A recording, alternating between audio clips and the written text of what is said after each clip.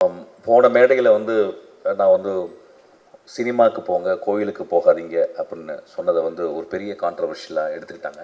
பெரிய மயிறு மாதிரி பேசுகிறான் அப்படின்னு சொல்கிறதுக்கு உரிமை இருக்குது.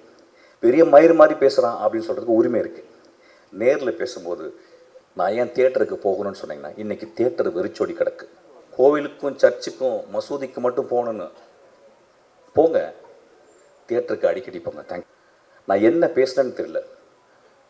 கோவில் சர்ச்சு மசூதியை விட தியேட்டர் முக்கியம் அப்படின்றது எப்படி சொல்லணும்னா, கோவிலும் சர்ச்சும் மசூதியும் ஸ்பிரிச்சுவல் என்கொயரி பண்ணுறது, சினிமா தியேட்டர்கள் மாரல் என்கொயரி பண்ணுறது.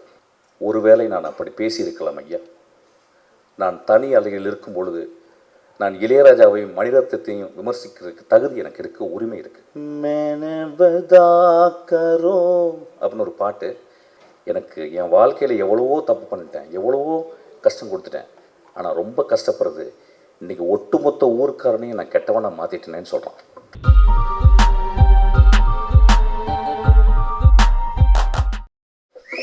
காலை வணக்கம். தாமதமாக வந்ததுக்கு மன்னிக்கணும். நான் ட்ரைலர் பார்க்கல, நான் ஈவினிங் பார்த்துருவேன்.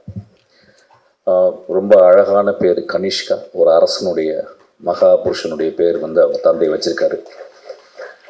விக்ரமன் சாருடைய டைட்டில்ஸ் எனக்கு ரொம்ப பிடிச்சது புது வசந்தமும் வானத்து போகணும் அப்படின்றது. இந்த மாதிரி டைட்டில் எங்களால் யோசிக்க முடியுமான்னு தெரில. ஆக்சுவலாக பியூட்டிஃபுல் டைட்டில். நான் பழகிய சினிமாக்காரர்களே எப்பொழுதுமே எளிமையாகவும் அழகாகவும் பழகிறவர் வந்து நம்ம ரவிக்குமார் சார். எனக்கு 25 வருஷமாக அப்படியே பார்ப்பேன். எப்போயாவது ஒரு வருஷத்துக்கு 2 தடவை தான் மீட் பண்ணுவேன். அவ்வளோ எளிமையாக, அவ்வளோ ரொம்ப extraordinary human being sir. Thank you so much for being very extraordinary. நான் அவர் கூட இந்த படத்தில் ஒர்க் பண்ண போகிறேன். ட்ரெயினில் ஒரு முக்கியமான ஒரு கேரக்டர் எழுதியிருக்கேன். கெட்ட கேரக்டர் தான் எழுதியிருக்கேன் அவருக்கு. ஆக்சுவலாக ரொம்ப அழகாக இருக்குது. நிறைய பேர் அவர் தான் எங்களோட குரு கதிர் சாரை பார்த்தேன்.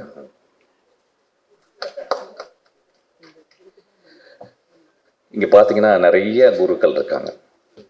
நான் வாழ்நாளில் வந்து எப்பயாவது ஒரு தருணம் தான் அந்த மாதிரி எல்லா குருக்களையும் பார்க்க முடியும். நான் ஒரு புத்தக கடையில் ஒர்க் பண்ணும்போது என் குரு என்னை அடையாளப்படுத்தி என்னை கண்டுபிடிச்சி கூப்பிட்டு பண்ணார். அவருக்கு அவர் கிளாப் பண்ணிங்க கதிர் சார்.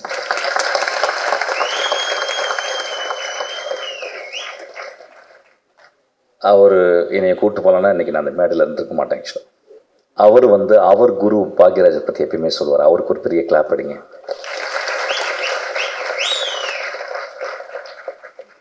ஒரு குரு இன்னொரு குருவை உருவாக்கி கொண்டே இருக்கிறது. இந்த ஒரு தொடர்ச்சி வந்து ரொம்ப அழகானது. அப்படி தான் கனிஷ்கா நீயும் வரணும்னு நினைக்கிறேன். ஆக்சுவலாக நான் வந்து ஒரு படம் ஒர்க் பண்ணும்போது அதில் வந்து சரத்குமார் சார் இருந்தார். ஆக்சுவலாக டக்குன்னு என்னை கண்டுபிடிச்சார். ஏதோ துருன்னு இருப்பேன், ஓடிக்கிட்டே இருப்பேன். ஆக்சுவலி இவான் கூப்பிட்டு அவருடைய அப்போ ஒரு பெரிய செல் வச்சுருப்பார். ஆக்சுவலி அந்த செல்லை கலையில் கொடுத்து பத்திரமா வச்சுக்க அப்படின்பார். ஒரு வேளை என்னை மட்டும் தான் நம்பியிருக்கான்னு நினைக்கிறேன். அந்த டைமில் அந்த செல்லு பெரிய செல்லாக இருக்கும். ஆக்சுவலாக அப்புறம் கூடவே இருப்பேன். ஆக்சுவலாக கூடவே இருந்து அதுக்கப்புறம் அந்த படத்தில் ஒரு 13 சீன் எழுதுறதுக்கு எனக்கு வந்து வின்சென்ட் செல்வா என்னுடைய குரு எனக்கு வாய்ப்பு கொடுத்தாரு. அப்போ வந்து நான் சரத்குமார் சார்ட்ட ரொம்ப அவ்வளோ அன்போடு பழகுவார். அவருக்காக எழுதுனது தான் நான் ஒரு கதை தான் துப்பறிவாளனாக மாறிச்சு. அவருக்கு நான் வந்து சங்கர்லால் துப்பறிகிறார்னு ஒரு கதை எழுதினேன். அது ஏதோ ஒரு வகையில் அந்த கதையை வந்து என்னால் பண்ண முடியல. அதுக்கப்புறம் தான் அது விஷாலுக்கு போயிட்டு துப்பறிவாளனாக மாறிச்சிச்சேன். Thank you so much sir. உங்களை பார்த்தது ரொம்ப சந்தோஷம். நிறைய பேர் இங்கே நான் பார்த்தது ரொம்ப சந்தோஷம்.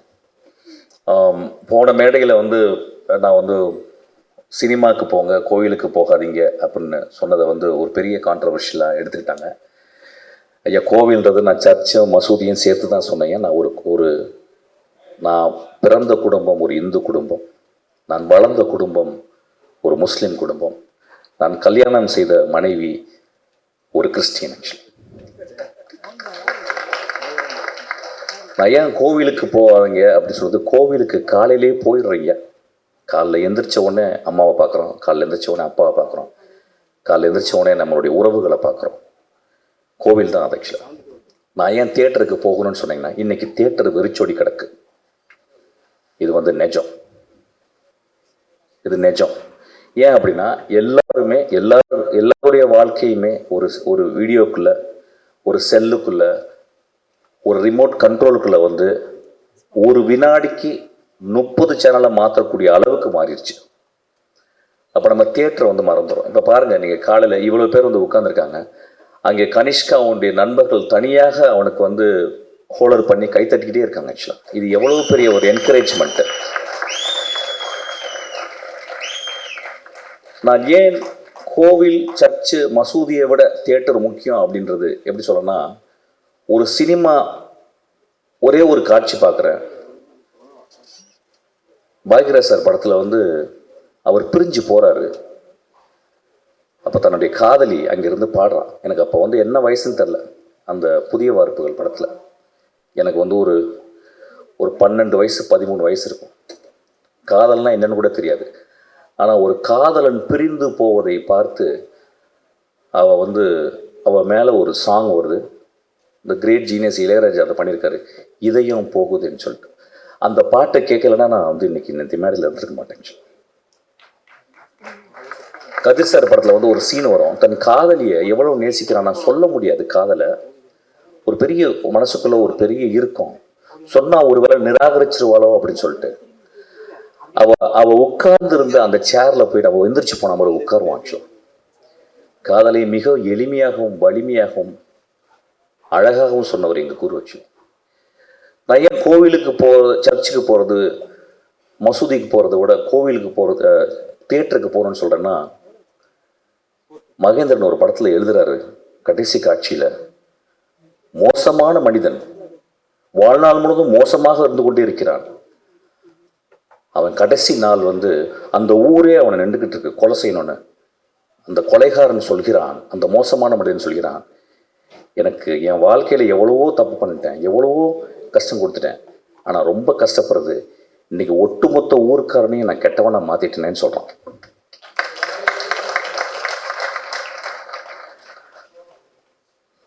கொலை செய்து விட்டு, தன் காதலனுக்காக கொலை செய்து விட்டு பல வருடங்கள் ஜெயிலில் இருந்து அவ ஒரு படகுல வந்து இறங்குறா. அவ அந்த படகுல இருந்து இறங்கி, அந்த ஓடத்துல இருந்து இறங்கி அந்த கரையில கால் வைக்கும் போது அவளுக்காக 20 வருஷம் காத்திருந்த, நோய்வாய்ப்பட்டு படுக்கையோடு இருந்த அந்த மனிதனுக்கு நெஞ்சு துடிக்குது. ஐயா பாரதராஜா எழுதினார் பார்த்தீங்க, அதுதான் என் கோவில்னு சொல்றேன், அதுதான் சர்ச்சுன்றேன், அதுதான் மசூதின்றேன். இறைவனை மறுக்க முடியாது. நான் மிகச்சிறந்த இறைவனை மறுப்பாளர்களை நான் வாழ்நாளில் பார்த்திருக்கிறேன். எஸ்விஆர் போன்ற அவர்களை நான் கும்பிட்டு கொண்டு இருக்கிறேன். நான் சொன்னது, ஒரு 2 பேரை உட்காந்து ஒரு வீட்டில் டிவி பார்க்கலாம். ஆனால் ஒரு பெரிய ஸ்பெக்டக்கல், ஒரு தோனி ஆடுறதை வந்து கிட்டத்தட்ட லட்சக்கணக்கான போய் நேராக பார்த்தா தான் அது ஒரு பெரிய செலிப்ரேஷன். அது மாதிரி முதல் செலிப்ரேஷன் வந்து தியேட்டர். ஒரு 5000 வருஷத்துக்கு முந்தி கிரீக் தியேட்டரில் இது வரைக்கும் 9000 நாடகங்கள் எழுதப்பட்டிருக்கிறான். மொத்தம் 33 தியேட்டர் பிளே தான் இப்போ அவைலபிள் இருக்கு எக்ஸ்டெண்டா.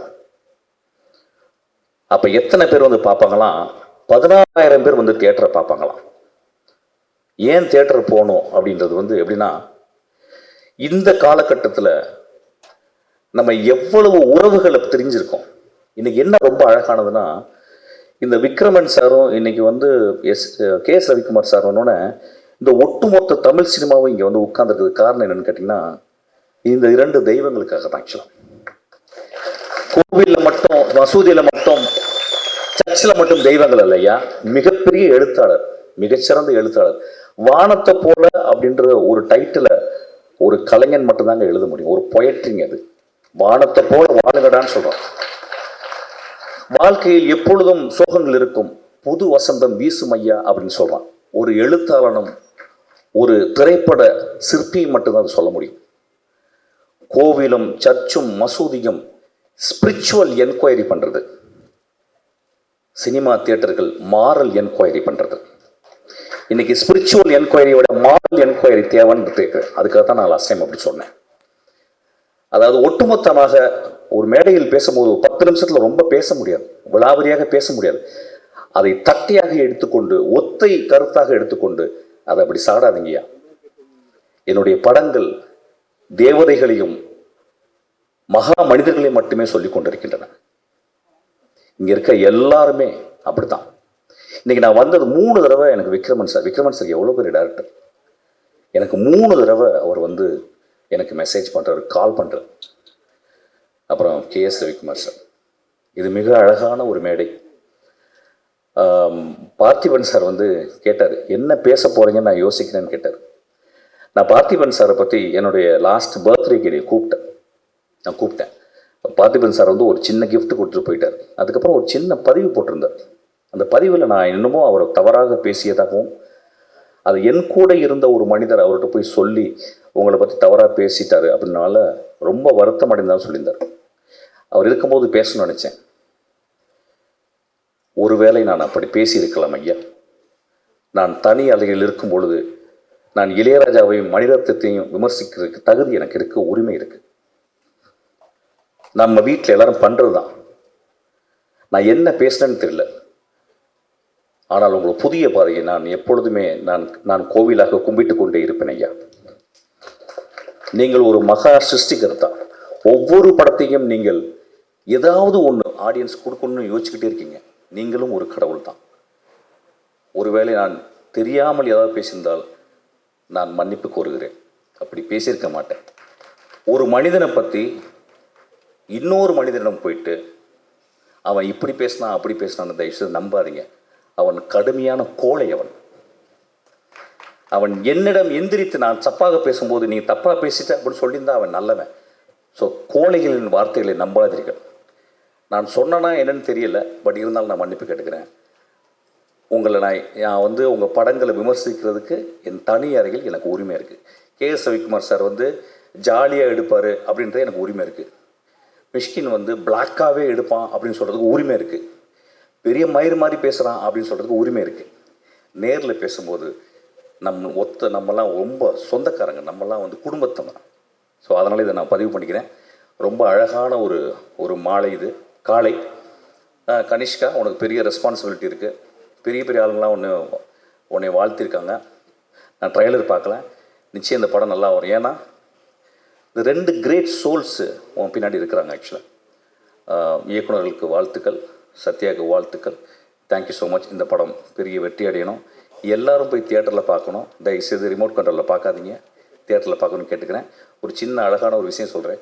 ஒரு சினிமா ஏன் ரொம்ப அழகானது அப்படின்னு சொல்கிறேன்னா, அமர் சிங் சம்கிலான்னு சொல்லிட்டு ஒரு படம், அதில் வந்து AR ரஹ்மானுடைய ஒரு பாட்டு, கரோ அப்படின்னு ஒரு பாட்டு, 10 நாள் அதை கேட்டுக்கிட்டே இருக்கேன்.